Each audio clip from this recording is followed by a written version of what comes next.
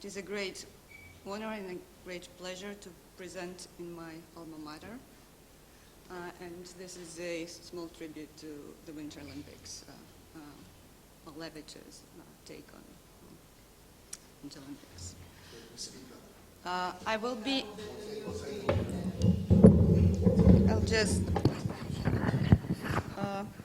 I hope I will be able to handle it. Yeah, we can move it. So my talk will, I better stabilize it. How about this? Is it okay? Okay. My talk will be about second language acquisition, and I'm happy that I will be able to bootstrap a little bit on the previous talks. We are tapping into the same agenda from different perspectives. Is there morphological decomposition in second language learners? And one of the points of view is that second language learners do not decompose morphologically complex words, and in particular, inflected words. And one of the points of view is expressed by the shallow structure hypothesis that states that second language learners rely on shallow morphological processing and they basically retrieve lexical meanings. Another model that is very often applied to second language morphological decomposition is the declarative procedural model by Michael Ullman. According to this model, late second language learners rely on declarative memory and not on procedural memory. So they rely on whole word storage and retrieval instead of decomposition. And his work has been mostly on regular English inflection. So at some unspecified level of proficiency, they switch to procedural decomposition route. And indeed, there are several data sets, mostly coming from the groups that generated this hypothesis and this idea, showing that there is a difference in native language processing and second language processing of inflected words. As an example, a study of German participles using a mass priming paradigm with native speakers of Polish showed diverging results for native speakers of German and second language learners of German. In particular, with irregularly inflected participles, both groups of participants showed partial priming. But with regular German participles, second language learners showed no priming at all, whereas native speakers showed full priming. These are somewhat puzzling results because it is very hard to come up with the mechanism underlying such decomposition when second language learners would, for some reason, show sensitivity to irregular verb structure, irregular participle structure, but no, which is much more complex and opaque, but show no sensitivity to regular structure. But at least such data sets exist out there in the literature. And then there is the default argument. The mental lexicon in second language learners is obviously smaller than in a native language, and therefore second language learners, just based on common sense, do not store as many inflected words. And indeed, there are several a sizable number of studies out there in the literature showing that second language learners do decompose inflected words. For example, this study using English as the target language and a mass priming paradigm with three groups of participants: native speakers of English and two groups of second language learners with L1, the first language, the native language, Serbian and Chinese, showed again that, well, not again, unlike the studies produced by Harold Klassen, for example, it shows decomposition of regular verbs across the board in all three groups of participants.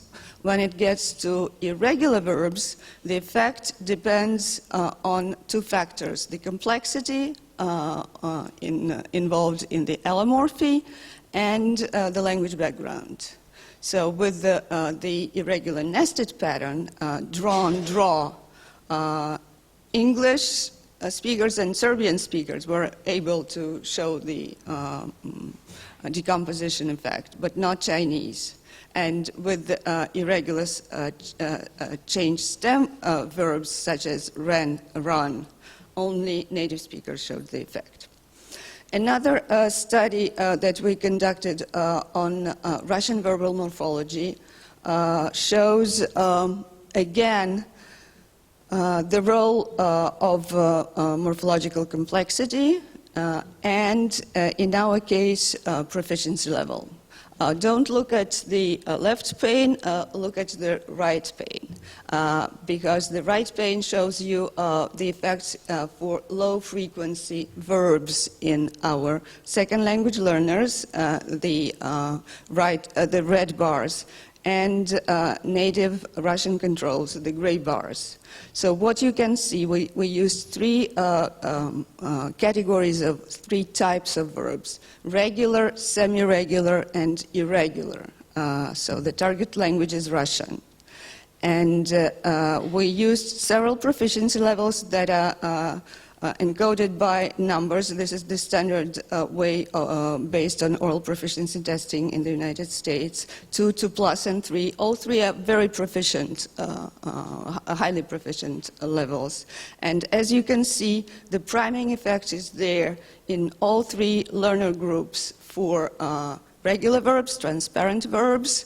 Then they are there for two top proficiency groups for semi-regular verbs, and they are only for the top proficiency group for irregular verbs.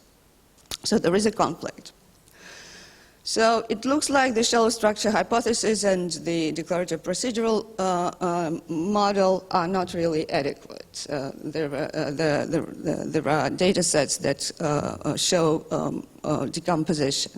So, but then there is something else going on. If you get to the sentence level, there are irrefutable facts about second language learners showing insensitivity to grammatical markers at in a morphosyntactic level in sentence processing. For example, Chinese learners of English are notorious for being insensitive to the plural S marker, even if they are proficient speakers of English. We showed something similar with, again, Russian speakers processing gender agreement in English sentences in a self-paced reading task, just to give you some examples. So there is some kind of a paradox, obviously, going on. If second language learners rely on lexical meanings of words and can only access them undecomposed, then they need to store all those word forms. But they don't have enough storage space, so they can't. But on the other hand, if second language learners decompose inflected words, why are they insensitive to morphosyntax at the sentence level? So we carried out several experiments, 2 lexical decision tasks and a cross-model priming task that we think is a first step to finding a way out of this logical impasse. Russian has an inflectional system for noun inflection similar to the Latin one, with the 6 cases, 2 numbers, and 3 inflectional types. And we decided to use this the properties of the Russian nominal paradigm to show 2 phenomena. Number one, that second language learners do indeed decompose inflected words. And number 2, they focus on the lexical side of things and less so on morphosyntactic information. And in order to do that, we relied on the processing costs for different cases and inflections in the lexical decision tasks, and on the priming effects in 2-word phrases in the cross-modal priming task. Sorry, I'm not very skillful with those charts. I did my best. No deep intention, just for illustrative purposes. If a listener is presented with an inflection Russian word koshkai, which is cat in the instrumental, by the cat, if decomposition takes place, the stem, the root, the lexical meaning is accessed.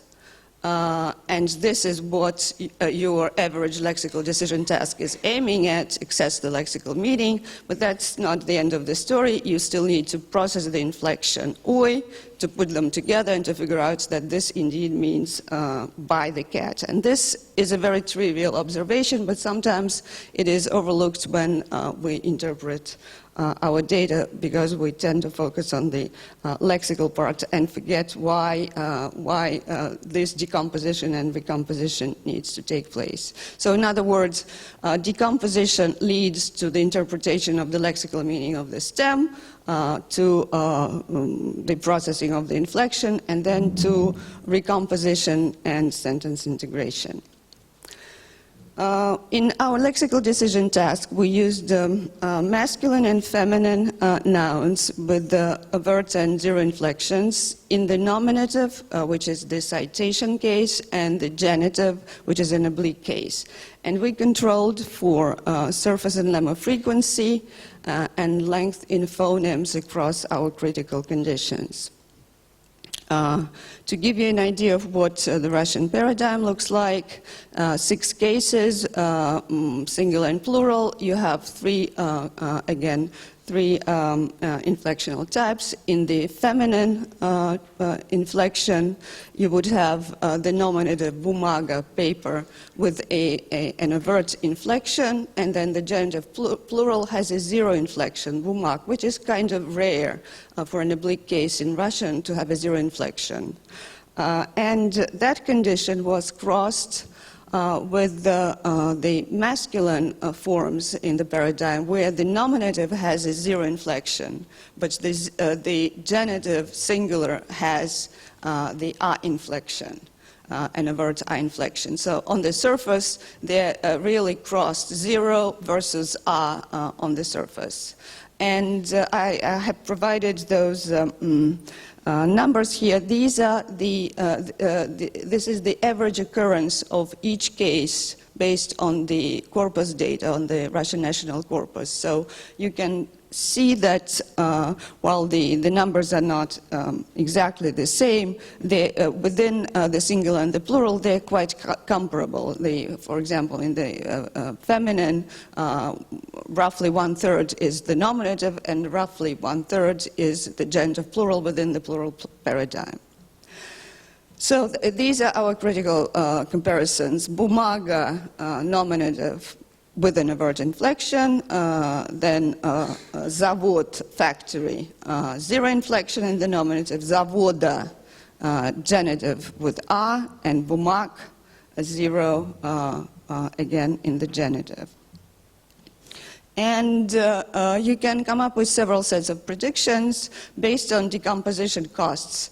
Bumaga should take as long as zavoda. You physically do the same thing, and that should take longer than zavod and bumak. Based on case frequency, they're pretty much the same, plus minus. Based on case hierarchy, the nominative should take shorter than the genitive. So those were our basic predictions.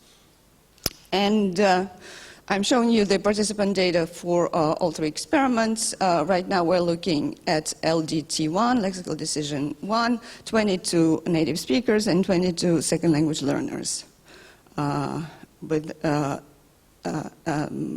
L1 English, American and British participants. Since we do all our testing online, we were able to tap into different populations of speakers across the world, like yes. Here are the results of the first lexical decision experiment for Russian native speakers, native controls. And as we predicted, the nominative takes shorter, the genitive takes longer, and this is regardless of whether the inflection is overt or zero. So bumaga and zavod take exactly the same time to process, and bumak and zavoda take longer. You have an obvious processing cost. When we look at second language learners, they don't show any difference between bumaga and bumak. In other words, they are faster at processing bumak, which is a difficult form for native speakers. So they have this fake advantage. They access the stem very fast and they're happy. They access the lexical meaning, and apparently that's where they stop. So we wanted to complement those results. What are we doing with time? Okay. So to complement those results, we had several nominative blocks, again, balanced for surface and lemma frequency, but with manipulated length, disyllabic, trisyllabic, and across all the conjugation types. Bumaga, zavod, titrat, ukol, volna, all those take the same amount of time, both in first and second language speakers. So just to summarize the results of LDT1, first and second language speakers do access Russian-inflected nominative nouns undecomposed. There is no processing cost for the nominative, so this indicates that there is a special status for the citation form in the mental lexicon. Both groups show decomposition costs for oblique cases. However, while second language learners, while native speakers show a processing cost for the zero-inflected genitive form, second language learners do not incur any additional processing costs for zero-inflected oblique nouns. So we were curious, so we decided we would manipulate our materials a little bit and shoot for a slightly high proficiency level and try to dig out this effect of bumak, this puzzling effect of no processing cost for such a strange form. And for the second set of experiments, we had our second language learners broken down by those proficiency levels, which is a big deal in the United States because you need to pay an independent company who would test them and assign those ratings independently. So that those ratings are kind of set in stone. If it's a 2+, it's not a 3. And all those are very, very highly proficient speakers. So with the native speakers, we got the same effect. The nominative doesn't show any processing costs, but the genitive shows the processing costs for both bumaga and zavod, both avertive inflection and zero inflection. Second language learners, I'm showing you the proficiency level 2 plus. Remember, we had 2, 2 plus, 3, 3 plus. So 2 plus is right after 2, and we had a very small sample in 2, and 2 is comparable to the group in the previous experiment. So this is the lowest group. And there was nothing. But starting with 2 plus and all the way up, we finally dug up this effect for the genitive plural with a zero inflection. It starts to show a processing cost. So all of a sudden, they start to take longer processing bumak than bumaga, as native speakers do. That's basically the story. Certainly proficiency helps, but the bottom line is that unless you reach this high level of proficiency, somehow you have this false advantage. And a very, very quick summary of the cross-model priming experiment that also shows similarities and differences in native speakers and second language learners. We used phrases. The prime was the adjective that was ambiguously coded for case, новый, that could be either a high frequency genitive case or a low frequency instrumental case, новый, presented by itself. And then it was followed, we had 3 lists. So on one list it was followed by the nominative, машина, new car. And on the other list it was машины, genitive, of the car. On the third list it was машиной, машиной, by the car. So we wanted to see how exactly, the kind of predictions that second language learners develop based on their knowledge of the case system of Russian. And the predictions were that the genitive and the instrumental would take longer than the nominative, both in native speakers and second language learners. However, native speakers should show sensitivity to differences in case frequencies and develop different predictions. Instrumental would take longer in a priming, in a cross-model priming task than the genitive, but for second language learners, they would not show any difference. And this is the bar chart. It's a little bit crowded. What I wanted to show you is that this ability this sensitivity to case frequency gradually develops. There is nothing at level 2, there is nothing at level 2+, then you have marginal significance at 3 and 3+, something between 0.5 and 0.05 and 0.1. And then it's highly significant in native speakers. So basically, we showed this developmental trend developing sensitivity to case. I'm getting to the end. How is morphological processing in second language learners similar to native speakers? They do decompose inflected words. They access lexical meanings of words through their stems. They show sensitivity to the status of the case, citation versus oblique case, and they do not show decomposition cost for the nominative, for the citation form. How are they different from native speakers?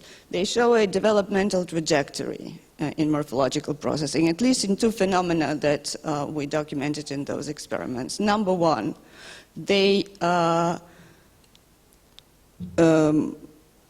only very high proficiency second language learners go through recomposition and rechecking for zero-inflected nouns in an oblique case.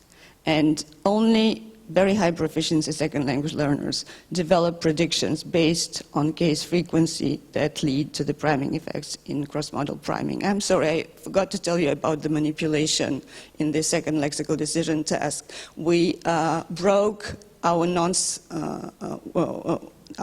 words so that we used a real stem and a real inflection, but in an illegal combination.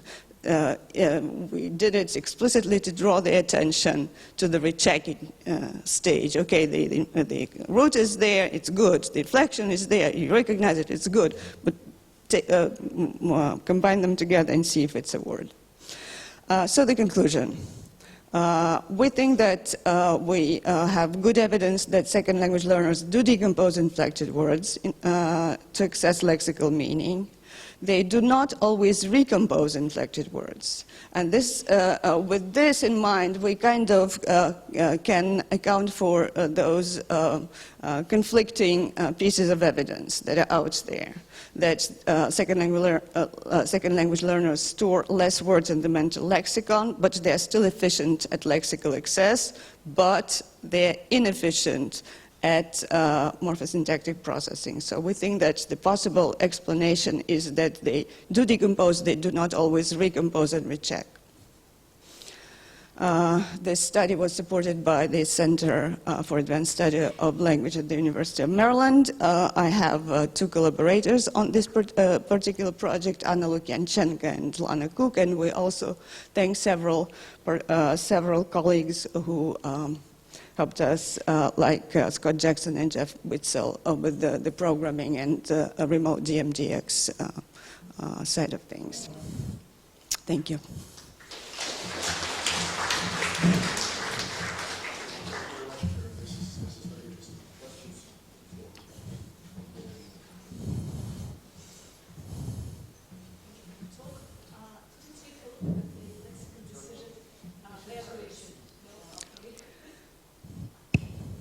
Yeah, thanks for your talk again. Did you take a look at the lexical decision errors in the second experiment where you used incompatible inflections with existing roots? And did the second language learners make more mistakes or not?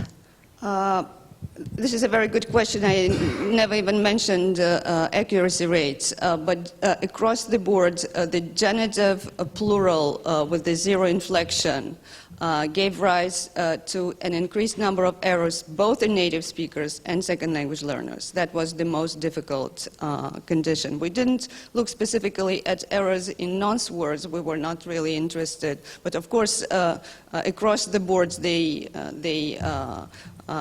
lead to a greater error rate. We just don't analyze them. It's interesting, but probably when they are happy to recognize the roots, the second language learners make more mistakes with the existing roots and know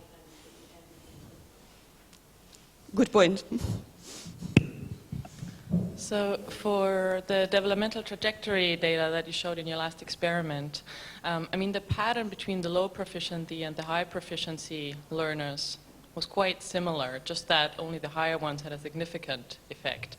Did you check for the amount of variation in the low proficiency versus high proficiency learners to see whether that actually gives you the significant effect, you know, sort of less variation, less variance in the higher proficient learners might actually push the effect into significance?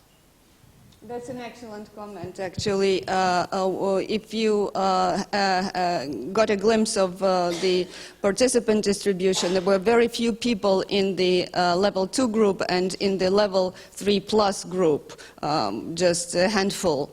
But because of enormous variation at the lower proficiency end, what looked like more significance, more difference in the bars did not turn out to be significant. We need more power there. But with 3+, even with a handful of speakers, they already trended out pretty well because the variability was lower, and so the results were more robust. Good point.